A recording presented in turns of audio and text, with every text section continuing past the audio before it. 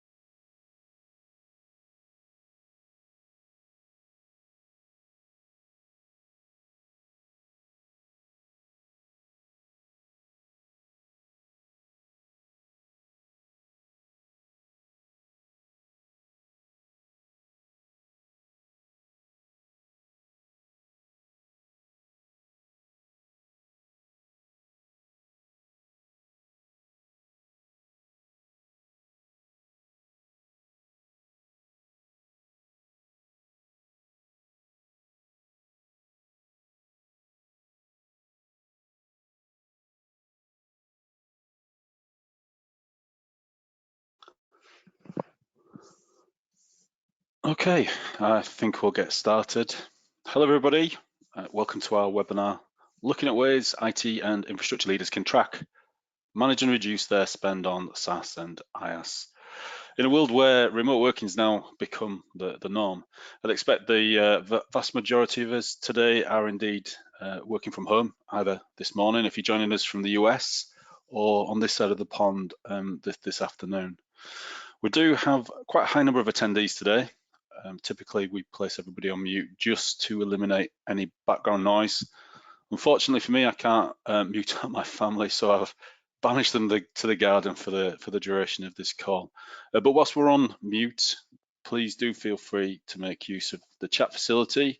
If you've got any questions that you might want to raise along the way, our colleague, marketing manager Ben Eaglin, is going to be monitoring this.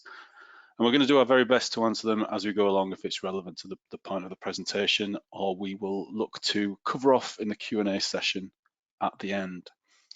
Webinars, we typically advertise them for the 60 minutes, but rest assured we'll try and wrap up as conveniently as possible. Might take about 45 minutes or so, so there is going to be time for those questions at the end. As ever, we are recording this session. Ben will send out a link for you to review at leisure, and of course a PDF of the slides as they go along. Any questions that come up afterwards, we're going to be having our support teams available via email or phone for any queries that might crop up later, or if there's anything that does indeed pique your interest. So for those that don't know, License Dashboard, the organization, we're an IT asset management tools vendor who's been providing services and our technology stack of products globally for around 15 years now. There's going to be two of us presenting today. My name's David Chamberlain. I'm the Senior VP here at License Dashboard, where I've been with the company since its inception. I head up the platform and delivery elements of the business, making sure our technology meets the changing needs of the IT industry and keeps pace with an industry that's really dynamic and innovative in itself. I'm dialing in from a small village on the North Yorkshire coast. For the US audience, that's the northeast coast of the UK, halfway up towards Scotland. And a bit further inland, I'm joined by my colleague, sorry, I went on a slide too many there, Steve Waugh. Steve, do you want to introduce yourself? Yes, thanks, David. My name's Steve Waugh. I head up the sales and solutions for North America and Asia Pac. I've been with off and on License Dashboard for 14 odd years, extensively working on the sales marketing side. And I look forward to obviously the webinar with you guys today. Thanks, David. Thanks, Steve. We've also got our marketing manager, Ben Eaglin. He's going to be monitoring the chat. He's going to be overseeing the mechanics. So as you see, we are in a couple of locations. Steve himself has survived a power cut this morning to join us. So please bear with us if any of the handovers aren't quite as slick as they ought to be. I'm sure you'll understand. Okay, so as per the brief, we're here to talk predominantly about software as a service. Some of Steve's presentation will touch on infrastructure and platform, but the primary focus for us today is going to be about users. Luckily for me, Steve's going to be delivering most of the content, and he's going to kick off by helping us picture just the scale of SaaS within our businesses. You know, how big is it now? How it's gone from just being a good geeky idea to a very common technology staple today. Then, and this is really relevant to what's going on in the world today, where our home working has grown exponentially overnight, what kind of impact has that had on software as a service? I'm then going to take you through a few areas that will help you look at for potential areas of risk, close them down through a combination of technology and process before getting to the very heart of today's webinar, how to contain and then reduce that spend. Then I'll be finishing things off with a short session looking at a component of our platform that does just that. So Steve, it's over to you. Why is it so important for us to be managing our software and infrastructure as a service? Thanks, David. Very warm welcome to everybody on the webinar today. I'm going to start really just setting the scene, as David said. In my opinion, at the current time, SaaS is taking over the business world, empowering teams that you manage to drive productivity, more importantly, using the apps that they love rather than they're actually given us in probably the last 10 years where we had on-premise solutions running IT. So in fact, Cisco estimate by 2021 that 75% of the workloads will be SaaS orientated. And this rise of SaaS has really distributed IT management across most people's organizations to a point where it's creating a lack of visibility. And whilst extensive tools are out and being managed by the IT team, such as networking, infrastructure, and hardware, there's never really been an equivalent within the IT business operations to manage SaaS. Obviously, there are applications that are coming along and actually trying to purport to actually deliver the complete stack, but there's still work to be done. So a lot of the audience today will be at varying degrees of maturity around how you use SaaS, and therefore today's webinar, what I've tried to do is speak to how the impact of the changing working practices that we've all seen over the last 4 weeks is going to impact your users and how you manage your users to deliver the service that you want in an ever-changing business world that we all find ourselves in. Thanks, Dave.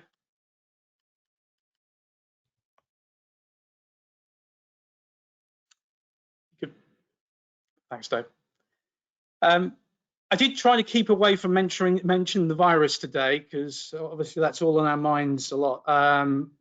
Throughout this presentation, hopefully I won't mention it too often. However, as we will discuss shortly, the impact over the last few months has dramatically impacted everyone on this call, from their organizations and more importantly, their users. And one of the themes I want to explore with you today is the relationship between how your user requirements have changed over the last 2 or 3 years.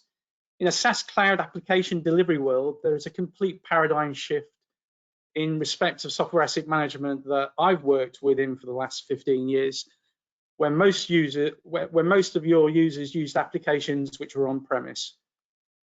Over the last couple of years, License Dashboard has seen 2 key trends in the SaaS and cloud application arena. That app turnover is higher than the employee turnover, i.e. most organizations are churning more applications to actually receive the right application maturity. And we estimate that's probably about 40% from where it was a couple of years ago, which obviously is a substantial amount. And what more and more SaaS-based applications are being purchased on a decentralized manner across multiple departments, which is in itself causing more of an issue especially for IT. So as we move through the presentation, what I want to talk to is the changing impact of user to the app relationship. As SaaS becomes more mature, this relationship is going to impact any organization more due to the integration of SaaS applications with other applications, how users work with each other on various applications within the estate, plus how and who manages those SaaS applications. So it's not a case of just being IT, it's becoming much more complicated around how that management takes place. I always promise during my presentations not to throw out stats to validate a message, so I apologize in advance. However, in today's webinar, I think it's interesting to understand the statistics to put in context the subject. So a little bit of apologies around talking around some of the stats that I think get over the point concerning the items we're going to discuss. Thanks, David. Well, some of you on this call may have had one of the busiest few weeks trying to stand up all employees with home working capability. I think I'm right in saying that there's never been a time in technology terms where we've had the right technology platforms to enable users to remote work effectively. Everyone on this call has probably seen the adverts and the news around remote working via video conferencing and teleworking, and the stats bear truth to the massive impact and spike that organizations such as Zoom and Microsoft have seen in the way they're enabling employees to access conferencing, secure file sharing, etc. It's interesting, however, that due to the growth of SaaS application usage over the last few years, a lot of users in the organizations are already having the ability to work from home. And a lot of the key players in the SaaS market are seeing sales drop off during this period. This could be due to organizations concentrating their budgets on getting users the tools they need to work in isolation, plus obviously concerns around business forecasts. Thanks, David.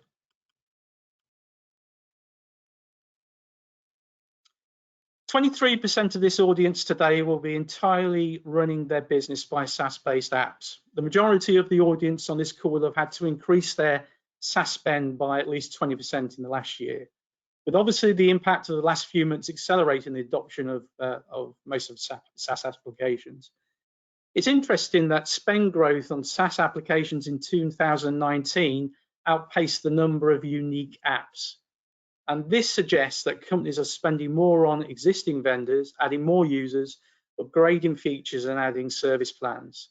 And this all makes sense as each of us has greater adoption maturity and vendors obviously increase their pricing. Having worked in the software industry for the last 15 years, however, it's now interesting, however, to see how all of the traits that we saw when we were managing software on premise are starting to impact us in respect of the management of SaaS. SaaS was seen as a utopia by IT departments in reducing the amount of effort to manage software licenses. And in a sense it is.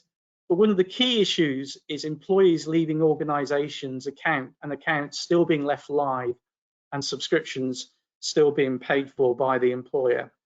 And as this slide shows, whilst the number of SaaS applications per company may seem manageable, when we start to understand the app to person ratio and the roles required to manage that user usage, we then start to understand the impact on why organizations need to manage their SaaS usage much tighter.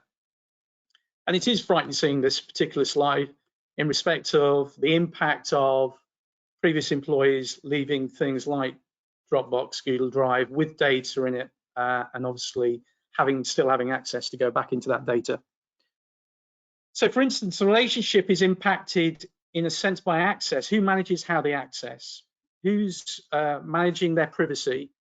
Understanding the impact of data sharing, going back to the Dropbox and Google Drive scenario. Who is managing the billing and receipting? How is the app actually licensed and managed at a license level? Who is responsible for the actual administration of the application? And who is responsible for the contract? At each point, there is somebody who needs to have a role within the application set, rather than potentially just a department being managing a particular application themselves. So, IT admin, think of the person as the one who holds the keys to the kingdom. Admins can add or remove users or change permissions. A contract owner, usually the contract owner is the initial buyer or decision maker. Billing recipient, the person who sometimes be the same as the contract owner, but it could be different, and then obviously the user. So when you look at these particular relationships, it gets quite complicated in respect of how you actually go around managing SaaS applications. and the relationships between the user and the people responsible. And what that leads to is weak password security, a lack of knowledge around security settings because it's been dispersed back to the department, and the possibility of account sharing, which as the stats on this particular slide show, can be glaringly a problem. Therefore, there's never been more of a need to make sure that companies are not leaving themselves open to security and data breaches, and more importantly, wasting at least 30% of their budget on subscriptions that are just not being used. Thanks, David. So we talked about around some of the issues that we're all confronted with in this brave new world of software application delivery. So how do we maximize the benefits of SaaS and cloud applications? Thanks, David. As many of you on the call probably know, License Dashboard not only provide customers with tools, but also we try to solve IT asset problems through services and consultancy. And one of the key mantras we've always had in managing SaaS and infrastructure as a service is the need for key departments to work in collaboration on the management of the crucial investment in the business.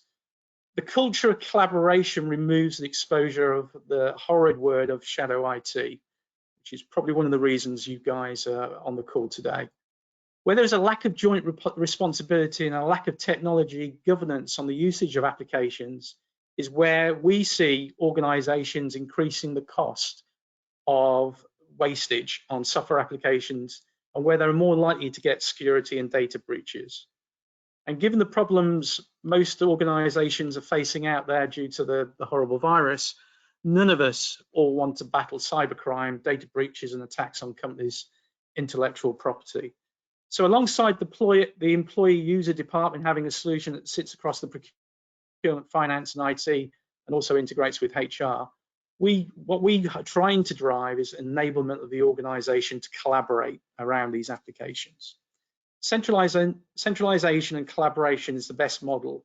So procurement is able to negotiate contracts at an enterprise level in order to gain the better discounts from the vendors. Culturally, software is always seen as a consumable, and you've probably seen that in your own organizations, and even more so when you only have to pay a subscription.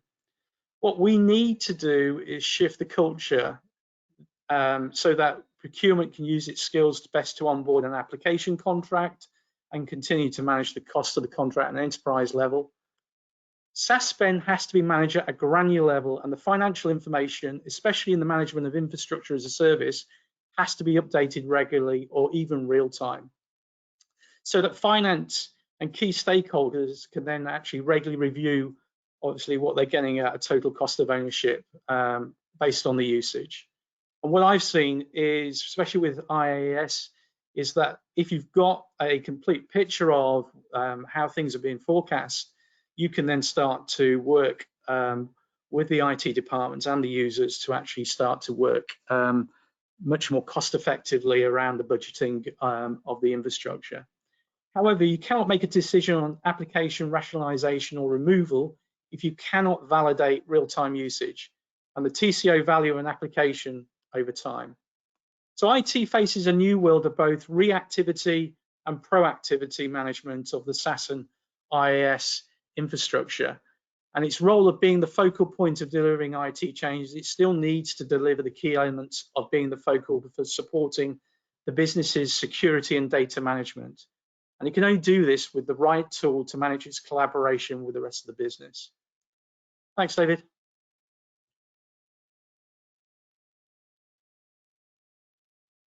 So how do we build a SaaS management strategy that helps us manage a distributed workforce that nowadays is probably entirely mobile? License Dashboard still believes in the 4 key pillars of software asset management that we've professed to over the years, and that's process, people, tools, and data. And what we've tried to do within the solutions that we provide is clearly define the application lifecycle process to help organizations to collaborate on the governance and the management of the SaaS and IaaS platforms. In much the same way that we recommend to organizations who are looking to move to the cloud and to rationalize their application portfolio, key stakeholders need to have a defined set of processes that validates the business value of existing and, more importantly, when they bring along new applications. This value then continues to be measured and evaluated, which is key to monitoring how you're getting your true worth out of the application set.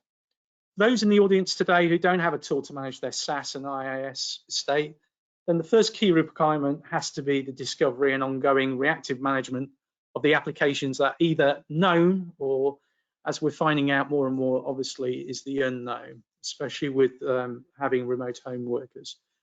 We'll talk later in the webinar how License Dashboard are able to discover applications in multiple scenarios, including obviously home working. But the upshot is that you need to be able to configure in your SaaS management tool so that you can understand data, whether it's using API integration with a single sign-on provider, extractions from data from finance and procurement, integration with things like Active Directory, or data integration with your security proxies or firewalls. And it needs to be able to collect that data to be able to real-time understand exactly where you are at any given point. The process, therefore, has to provide a complete life cycle analysis. In much the same way that we used to manage on-premise applications, there has to be a clear understanding of the applications, things like categorization, who is going to use it at departmental and at user level. How do you commission a new user based on new employee or current user process? The absolute imperative with the implementation of our 4 pillars is the management of all SaaS and IaaS costs, so you can maximize ROI and the TCO of the application. Validate the security of all the data within the application platform. A lot of organizations still don't validate the vendor's backup of data, disaster recovery, failover, procedures for things like data retention or process for decommissioning user accounts, and migration of data back to a system in-house. All the organizations that we work with need to at least do an annual review of the status of an application. So whilst tools and process can manage ongoing usage trends to establish the optimization of those applications, it's important that your organization understands user satisfaction with the applications being consumed and therefore the business value.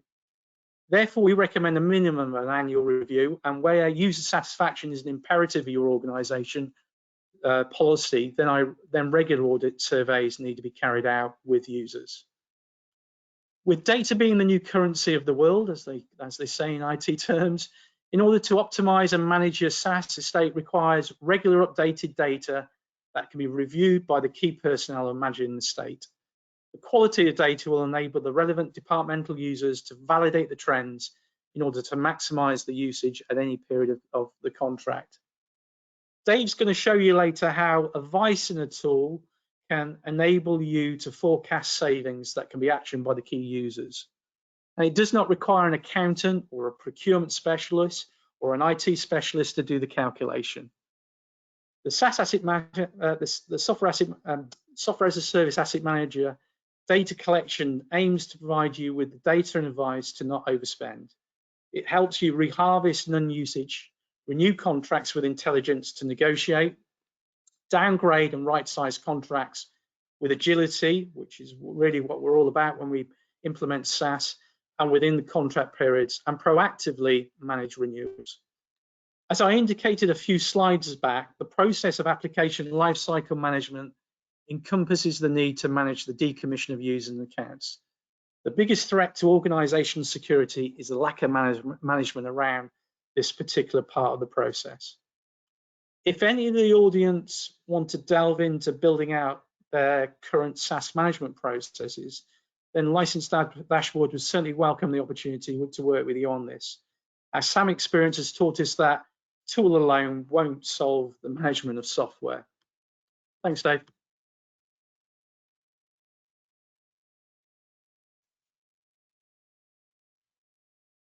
Thanks, David.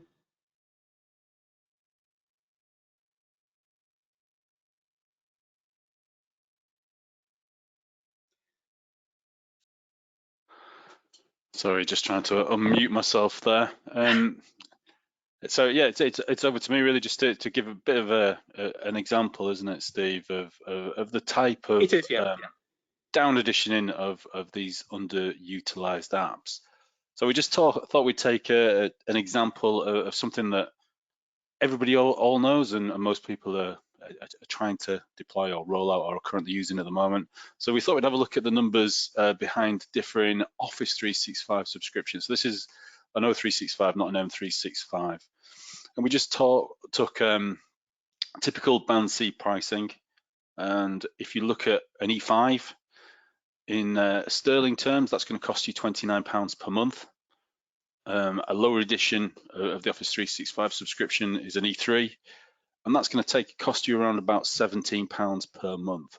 So if you have the technology and the process in place to actually analyze the types of functionality required for each user, so for example, let's say you don't require Teams as your telephony system, or maybe even Power BI for some of your users, it might not be essential, then you do have the potential between those two subscriptions to save around about £12 per month. And that's per user. Doesn't sound like a great deal of money, but if we multiply that over 12 months, that's £144 per user per month. And then if you factor in that you might have to pay for it over a 3-year term, you're quickly up to £432 for that user. So if you're able to down edition 100 of your users, you can see quite an impressive statistic in terms of cost avoidance, and that's over 43,000 UK pounds.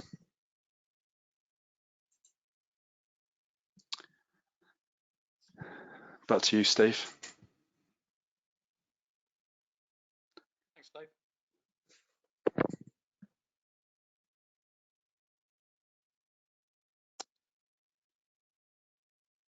I think a lot of the audience today on this call will probably understand the impact of shadow IT is having, but the key pundits in the industry are still painting a grim picture of how really most organizations are effectively managing the cloud application platforms and the cultural effect on enterprises. Thanks, Dave.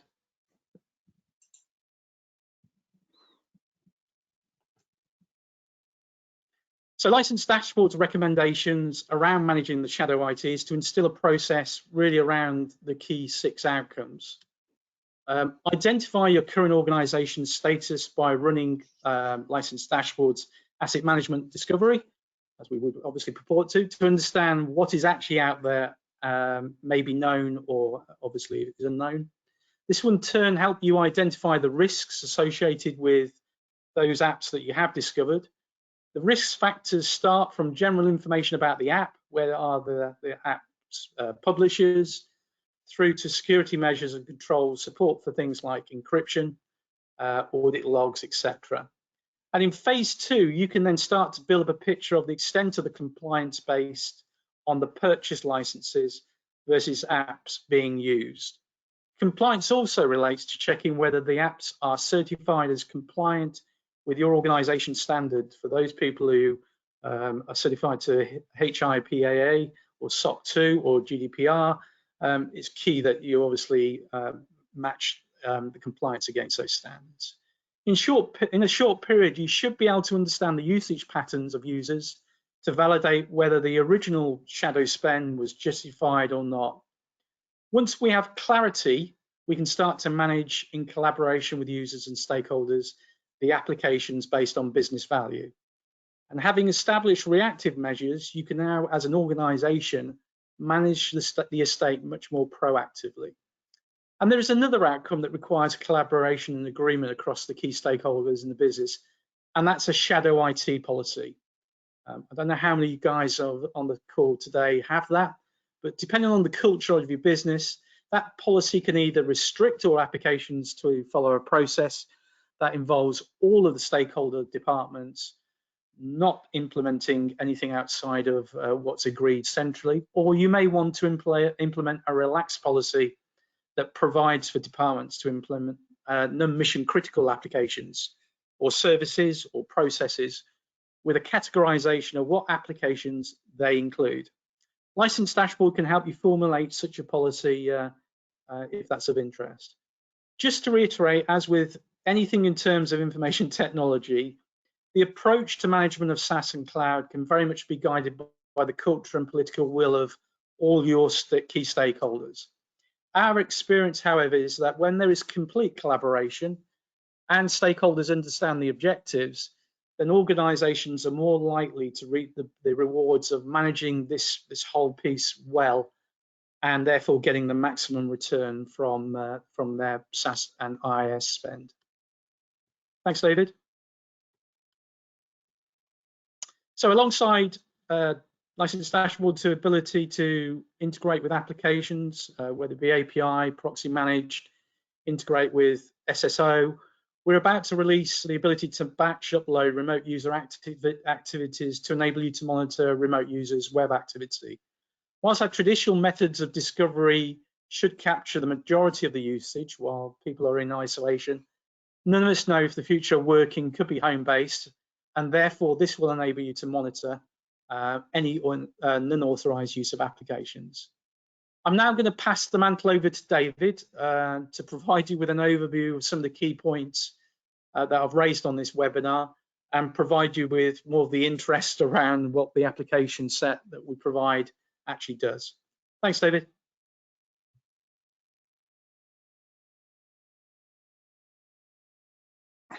Thanks, Steve.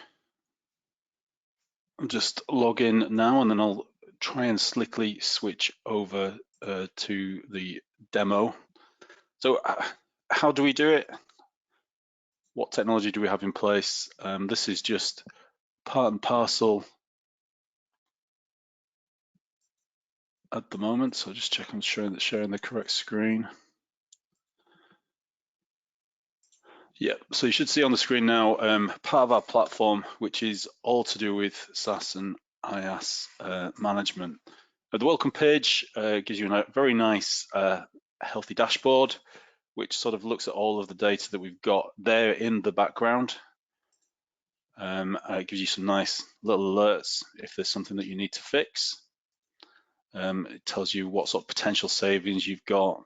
Things like unassigned licenses. It's very common for people to buy a bulk load of subscriptions, but not necessarily assign them to users, or they might have users that have had those subscriptions taken away from them and they're lying dormant and unused. So it's important for us to be able to track and understand that too.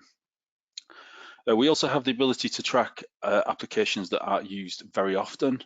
It's important for us to challenge the active usage of applications to see if we are getting value for them.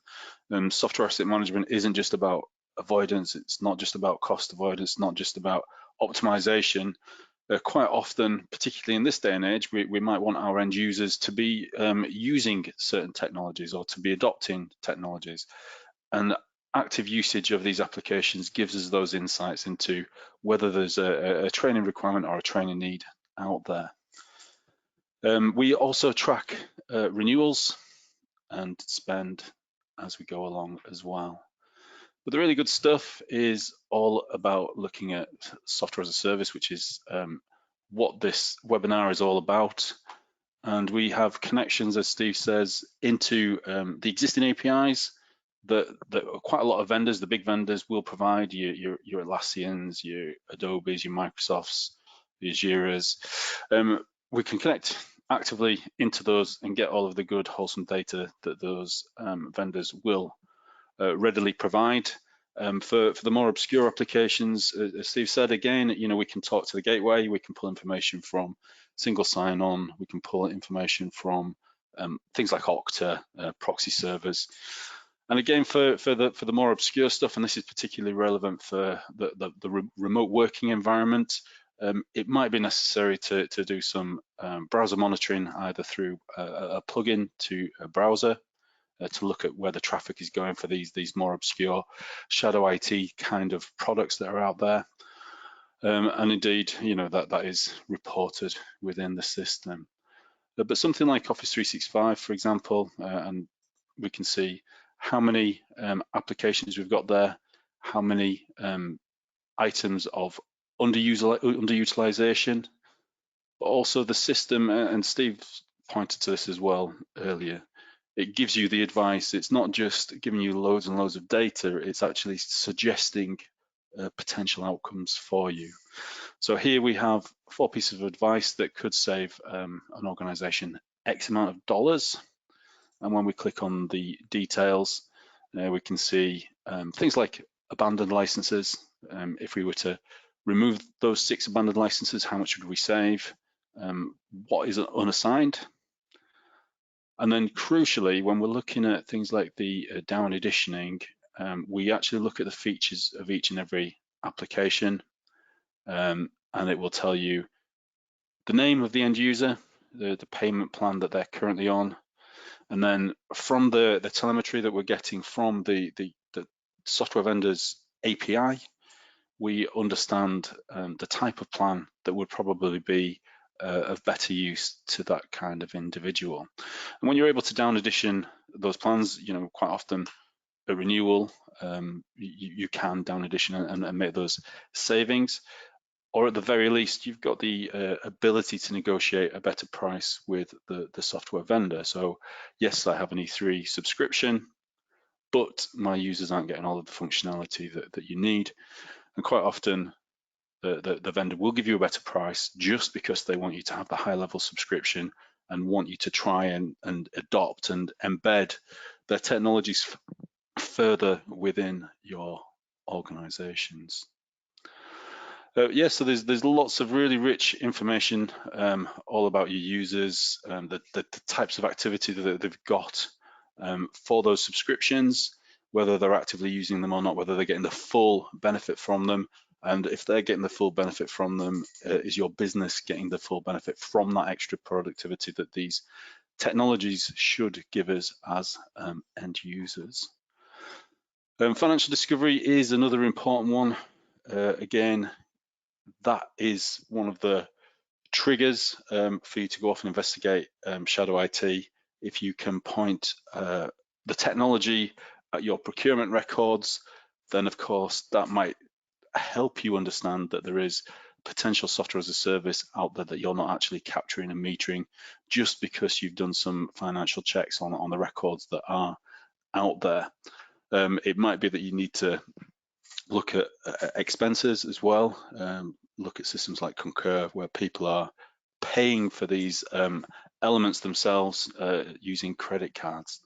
But the system does give you the ability to do all of that kinds of challenging of the data to get that full picture that each and every one of us really does need in order to understand where we currently are and where potentially we are going.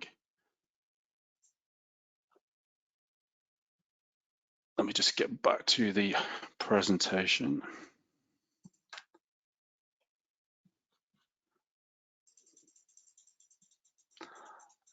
That is pretty much us done for the day. We'll just get to the final slides. Thank you for bearing with us.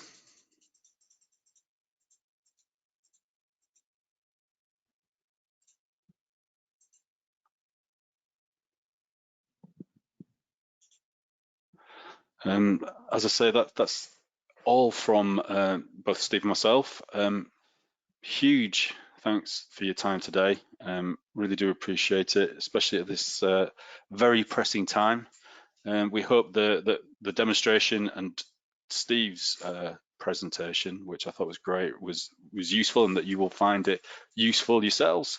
And of course, what we will be doing over the next few days is reaching out to all of you with a copy of the recording, and Ben will also give you copies of the slides.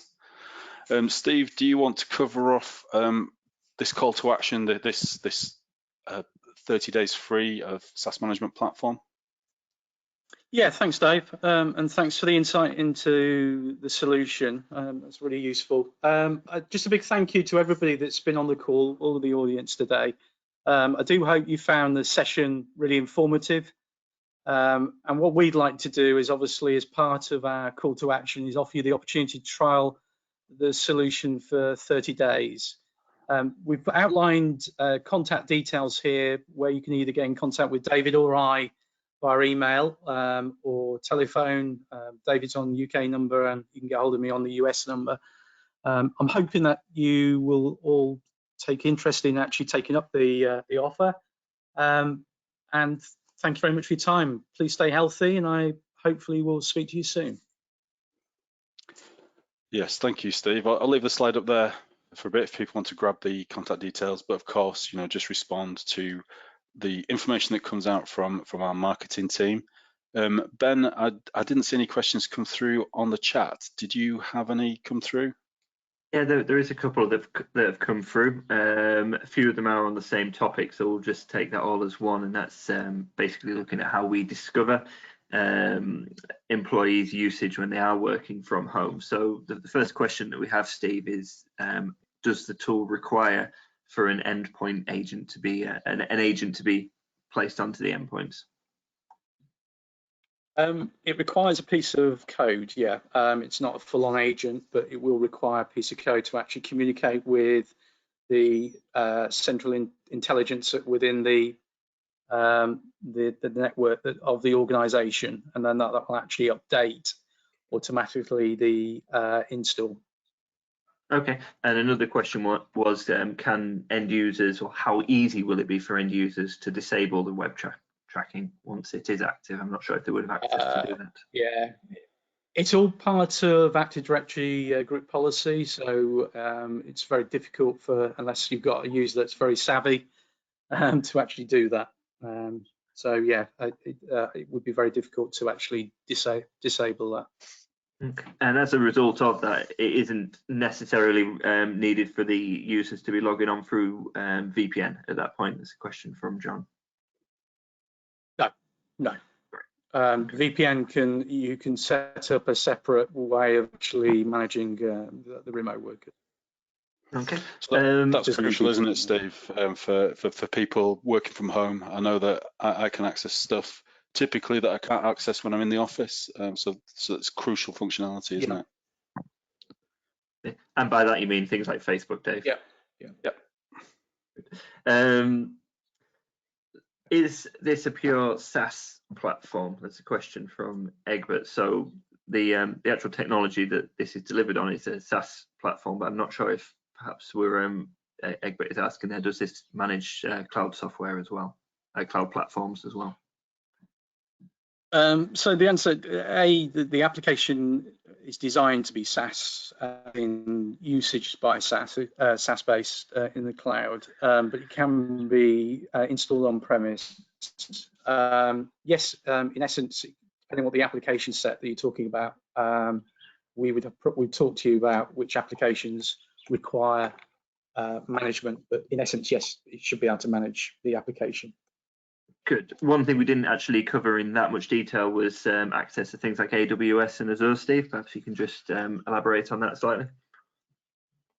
Yeah, so we've got full integration with Azure and AWS. So one of the things that we can do is look at the, especially with AWS, the multiple products that you may be using within the AWS environment, and actually break out the components at a cost level.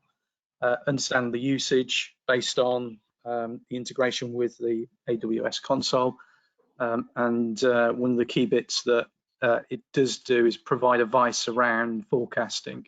So you may have set your budget at, for instance, $10,000 a month, but your current forecast is going to be $12,000, and therefore it will actually give you advice around potential savings on unused portions of AWS itself.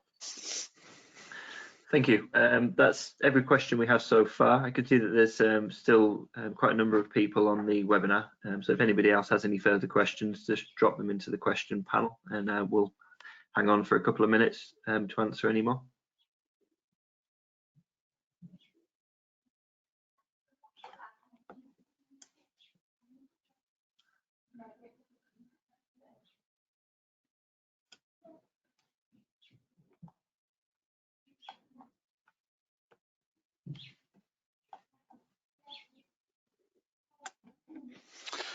Okay, shall we wrap it up there? As you can see on the screen, there is contact details, so please fire off any questions, anything that's personal to you and your organisation. Happy to take that offline. Happy to set up further calls, further demos if you need it. But finally, from the three of us here at License Dashboard, huge thanks for taking the time out of your very busy days to come and speak to us, and we hope to hear from you in the future. Thanks, everybody.